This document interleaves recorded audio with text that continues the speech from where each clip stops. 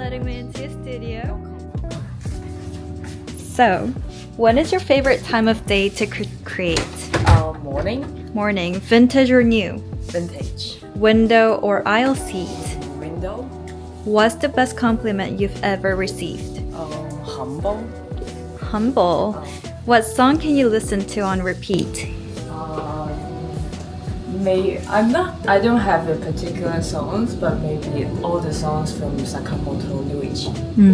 What's one thing people don't know about you? Detective. Detective? Yeah, I could be quite detective sometimes. Okay. Connecting the clues and then think of the truth. Oh, Yeah. okay. What are the 3 things you can't live without? Family, Family, cats, cats, personal space. personal space. So I see that you had a solo show in New York last year. Can you tell us about the exhibition, how it was and how you liked it? It was very good, and then it's my first time to go to New York as well. And then I brought 7 works to the show, and the feedback is very good. People like it, and they also think that my work is quite unique, that they have never seen that before. Yeah, and then I'm happy. Do you have any plans to move or travel to New York in near future? Actually, I'm going to New York in summer. I'm going to have a residency there for 1 month, and then which is in Hudson Valley, 2 hours away from New York. And I'm really looking forward to it because I have studied sometimes in Europe, but I have never been stay so long time in the States, and I feel like the culture would be so different. And I could have the chance to live with 20 artists from different backgrounds and different countries. So yeah, I think we will have something good.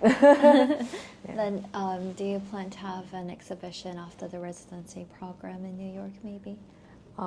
We don't have the exhibitions, but we have an open studio. Yeah, and hopefully I could have some opportunities to show again. How has your background influenced your artwork? Because I see a lot of elements that is influenced by your, cultural background. So can you talk more about that? I think it's because I born and raised in Hong Kong. Hong Kong is a multicultural city, and then we get used to foreign culture since we're very young.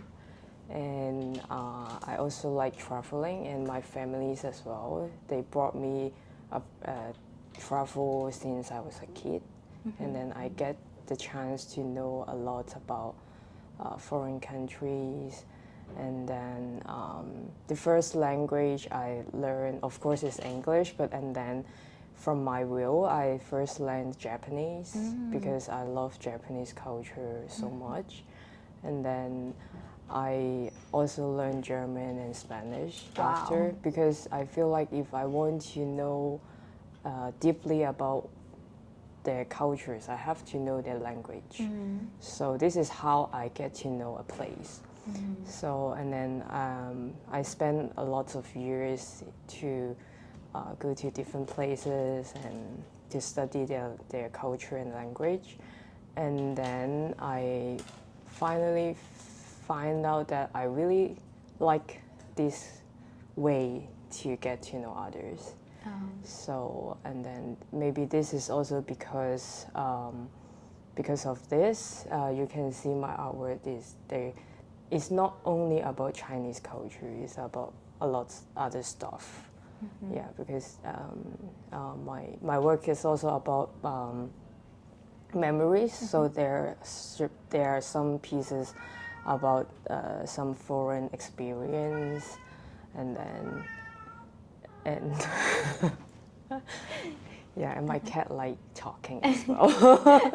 Yeah, and then but I think deep down I really want to search for identity, because in Hong Kong, I think it's quite difficult to really find your real identity, because we have mixed culture, and then my parents born in Hong Kong, but my grandparents born in China. So sometimes I would just think about our roots. But if you think about it deeply, about Chinese culture, I didn't know much. But for the Western culture, I didn't know much as well. So it's just like you're in the middle. And then, yeah, so I think these few years I kind of thinking about this a lot more.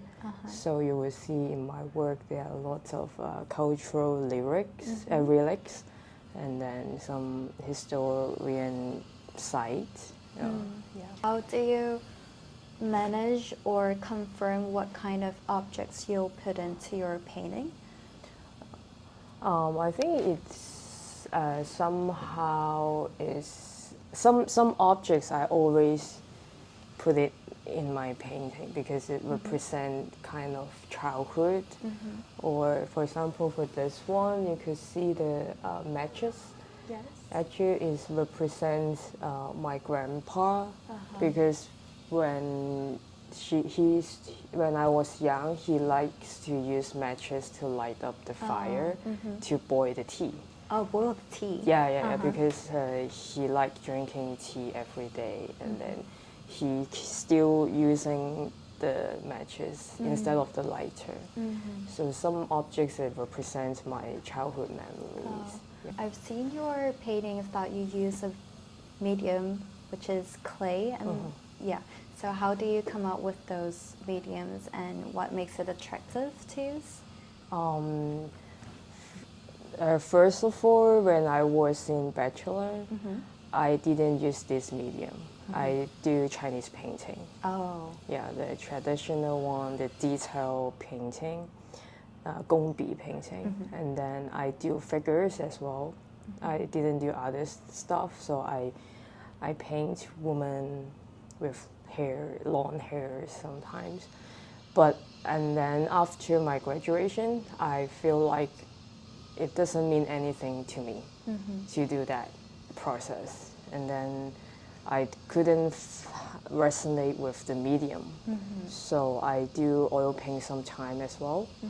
But I feel like I didn't resonate to that medium as well, because I hated the smell. Yes. Yeah, and then I hated to use the materials. So I also feel like for the oil painting, you have to have a stronger cultural background to use it, because it's from the Western country. Yes. And for the Chinese painting, I feel like I don't really have that strong cultural background as well, because I born in Hong Kong. I don't really that traditional. So I'm kind of like struggle within both sides for a long time. And then I went to Dunhuang. It's a places with the Mogao cave. So with a lot of cave paintings.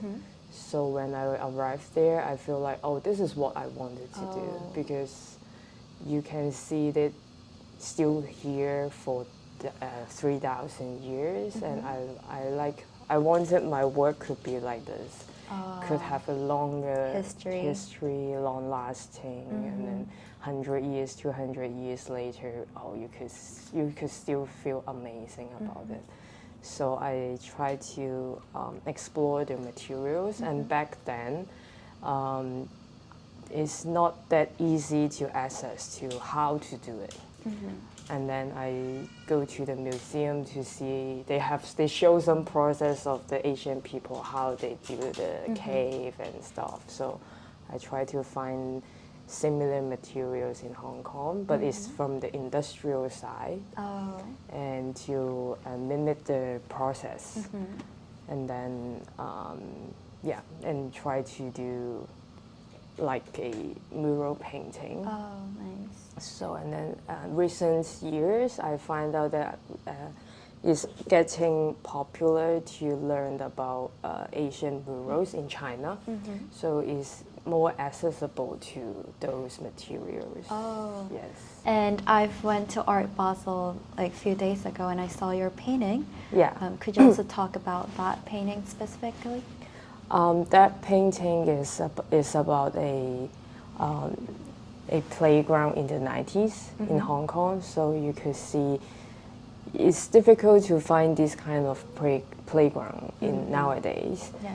And then, as I mentioned, my theme is about memory and imagination. So usually I will resonate with my childhood memories. So that is a playground with some, and then I have also include some hints about some Hong Kong movies, especially the man. Actually, it's the character from Leon.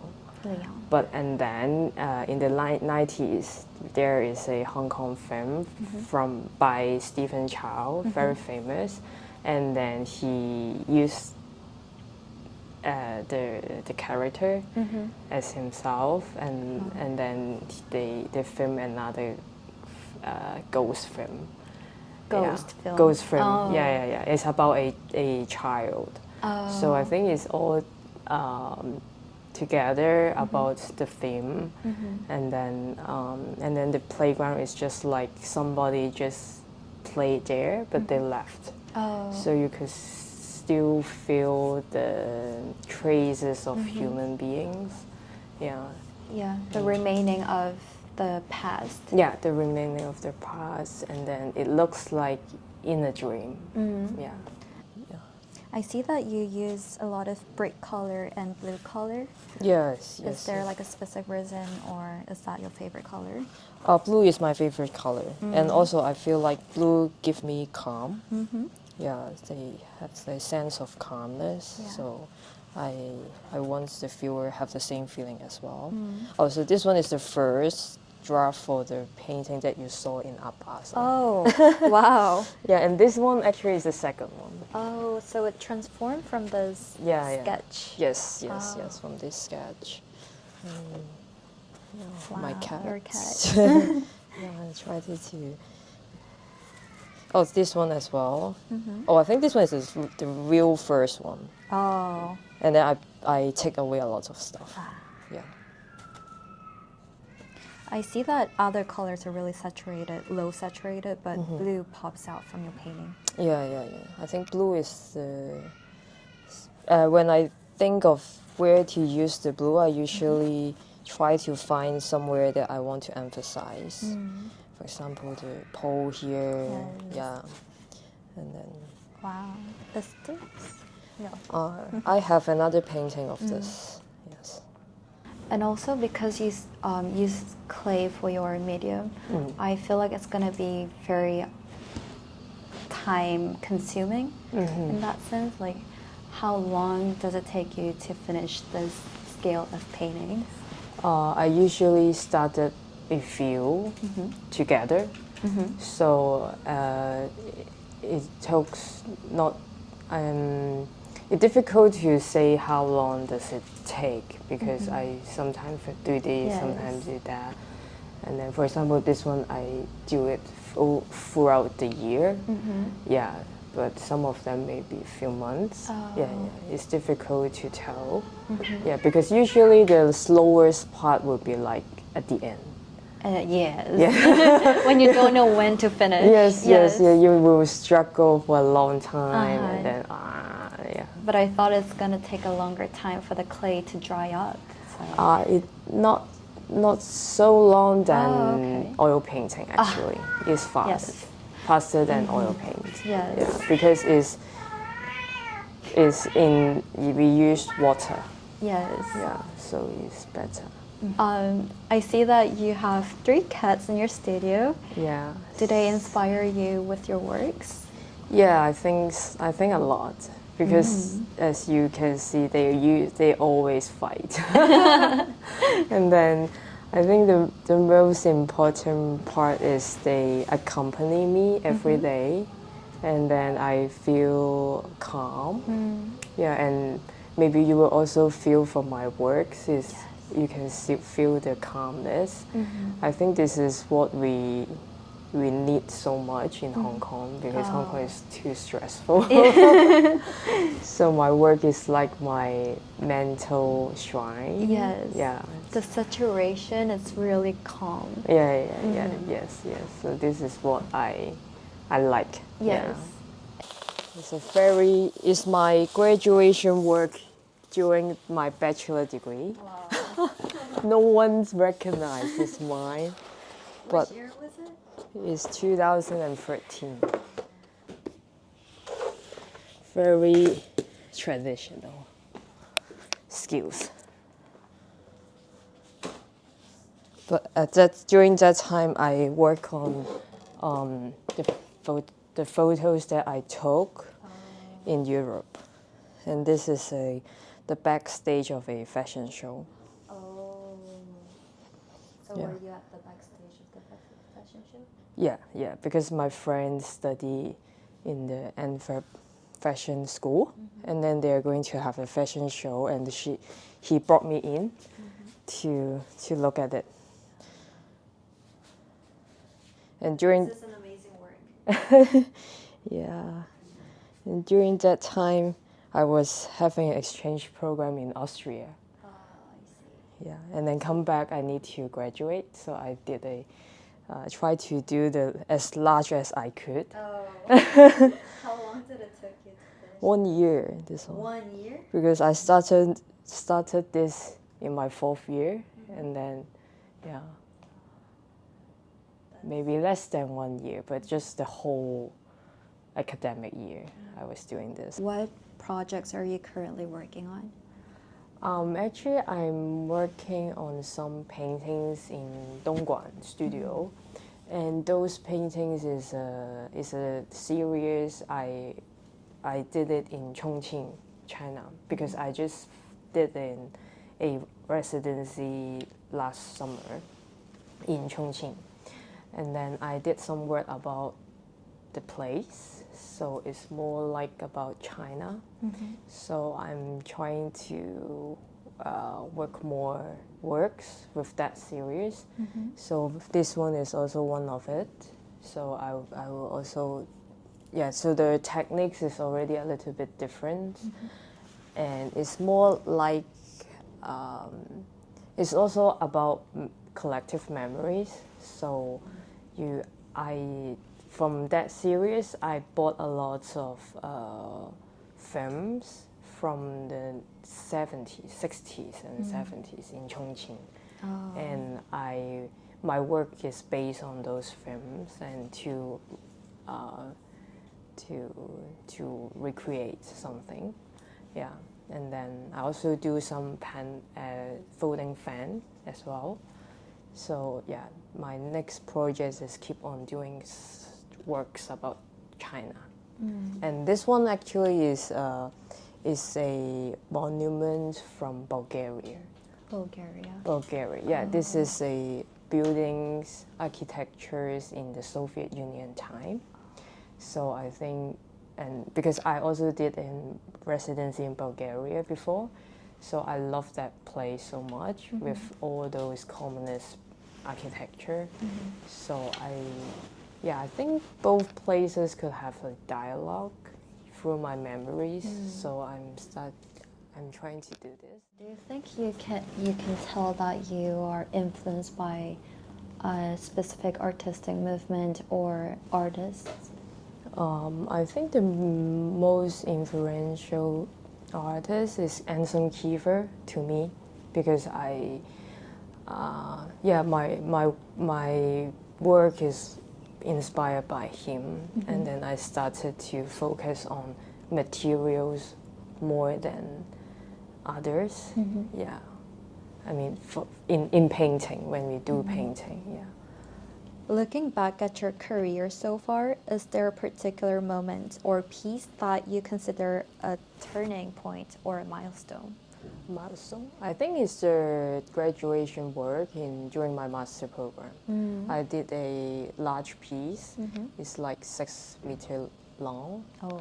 and 2.5 height, around that side. Yeah, and that is the pieces that lead me to this style. Yeah, to start with working on this method. Yeah. And also, when you paint your painting, do you have like an expectation of what viewers will feel or resonate with your painting? Like, do you have a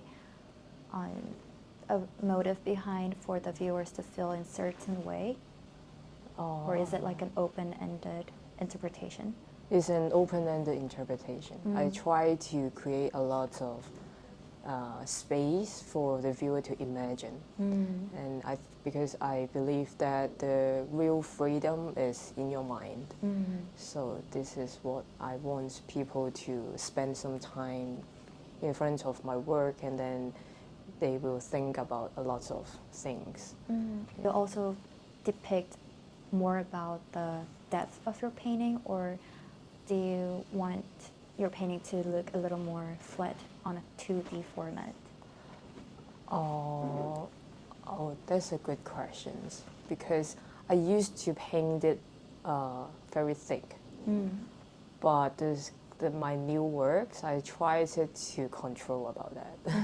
I tried to make it thinner. Oh, okay. Yeah, because I think for the thickness, I already tried, and also kind of explored. But I tried to make it thinner with the clay, and then you could see some transparency in my work.